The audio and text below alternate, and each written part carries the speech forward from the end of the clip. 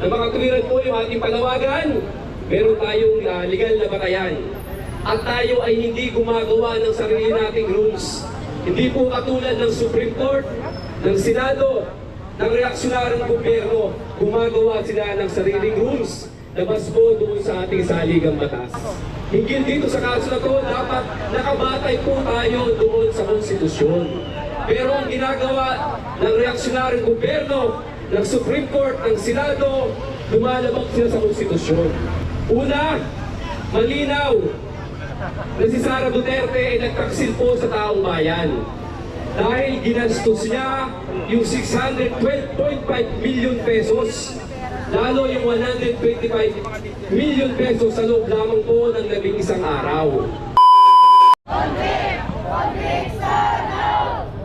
Marcos singilin, Duterte panagutin, convict Sara now.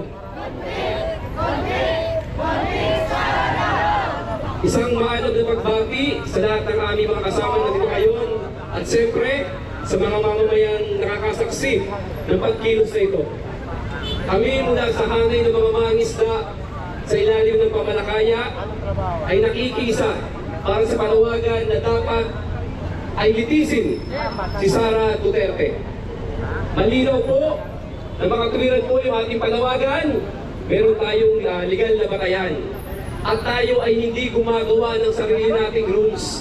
Hindi po katulad ng Supreme Court, ng Senado, ng reaksyonaryong gobyerno, gumagawa sila ng sariling rules na mas po doon sa ating saligang batas. Dapat, para magkaroon ng makatuwiran na hinggil dito sa kaso na to, dapat nakabatay po tayo doon sa konstitusyon. Pero ang ginagawa ng reaksyonaryong gobyerno, ng Supreme Court, ng Senado, lumalabag sila sa konstitusyon. Ano po yung ating mga batayan kung bakit natin sinasabi ito?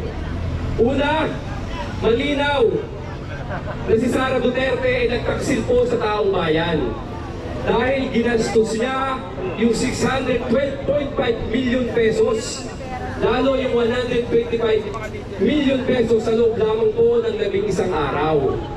At mismo ang Commission on Audit sinasabi na dapat ipaliwanag ito, hindi maipaliwanag ni Sara Duterte. Isa po ito sa mga batayan. At napakalaki, napakahalaga nitong punto na ito dahil lalo sa aming mga mangingisda na ngayon ay nakakaranas talaga ng matinding kahirapan dahil na rin doon sa mga nagdaan na mga administrasyon na sa kasalukuyan, no? At nakalunod po ang mga komunidad namin. Habang walang tulong ang gobyerno, habang may mga ganitong klase na mga pagnanakaw sa ating kaban ng bayan. Imagine, 612.5 million. Pwede rin magamit yan sa kalusugan. Marami nating mga kababayan ngayon ang namamatay dahil sa kawalan ng serbisyo pang kalusugan.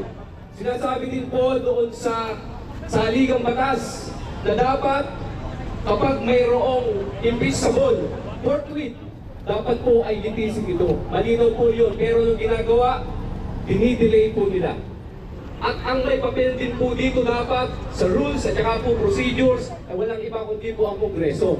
At siyempre, ang Senado para po doon sa trial. At yung papel itong Supreme Court, bakit po ito nandito? Diba, doon pa lang makikita na natin na mayroong nilalabag ang Korte Suprema doon po sa saligang batas. At nung makarating dito, ang ginagawa nila, dinidribble nila, dinidelay nila, pinagpapasapasahan nila hanggang sa umabot sa Supreme Court. Kaya dapat itong Supreme Court, hindi na Supreme Court po ang ating itawag dito. Ano po dapat? Dapat palitan na yung Supreme Court, gawin natin basketball court. Kasi ginagawa na lamang tayong parang dinidribble, ginagawang basketball itong impeachment kay Sara Duterte. At siyempre, malinaw na ang Korte Suprema ang pinaglilingkuran ng 1% na naghahari dito sa ating lipunan. Habang yung 99% ay kaniyang pinagtataksilan. So kung gano'n, anong korte? Anong klaseng korte ito?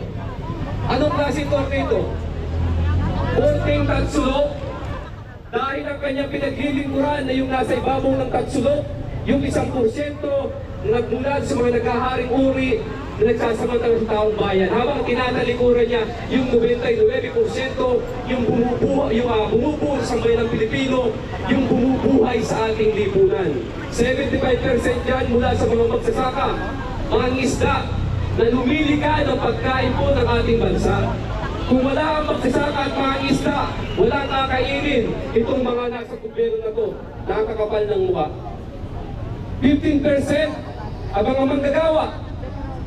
Sila ang lumilika lahat ng yaman ng ating bansa mula sa kasuotan, mga kalsada. Kung wala ang mga manggagawa, makakapasok ba kayo dyan sa Korte Suprema, sa inyong mga opisina, kung wala kayong mga suot? At syempre, ang lahat ng nakikita natin dito mula sa mga manggagawa. Ilan na? 90%. Isama natin itong mga Petty Burgess. Ilang porsyento ba Petty Burgess? 8%. Na kung saan sila yung mga doktor, ang guro, no? Na kung di dahil doon sa mga guro, wala kayong ganyang klaseng degree. Kahit yung mga pulis na nandito kayo, kung di dahil sa mga guro, hindi kayo magiging pulis dahil dadaa kayo sa mga eskwelahan para kayo bago kayo makapagtapos. Kaya, itong 98% nito, ang 1% ay itong pambansang burgesya na siyang lokal ng mga negosyante na kasama rin sa napagsasamantalahan. Ito yung pinagsasamantalahan ng mga nag-aaring uri. Ang takapal ng mukha, lahat ng meron tayo dito sa lipunan ay ang lumika ay walang iba kundi yung gawanggit natin doon sa ilalim ng tatsulok. Tapos ganito ang ginagawa ninyo sa amin.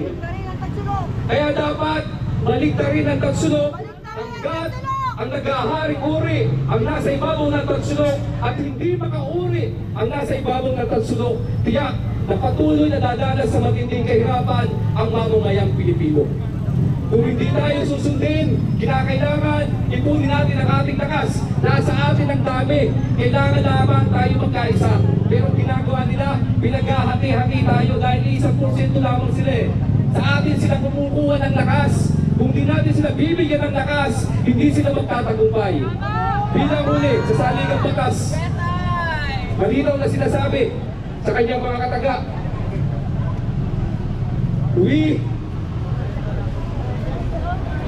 the sovereign, the Filipino people. Ibig sabihin, mas makapangyarihan ang mamamayan sa Kongreso, sa Senado, sa Supreme Court, sa nasyonal na gobyerno. Kaya pinapaalala sa ating konstitusyon na dapat tayo gamitin natin ating kapangyarihan upang palamutin ang mga magnanakaw sa gobyerno, ang lahat na nagsasamantala sa taong bayan, at tiyak na tayo magtatagumpay. Muli, isang mapagpalayang araw sa ating lahat. Mabuhay ang nakikibakang mamamayan.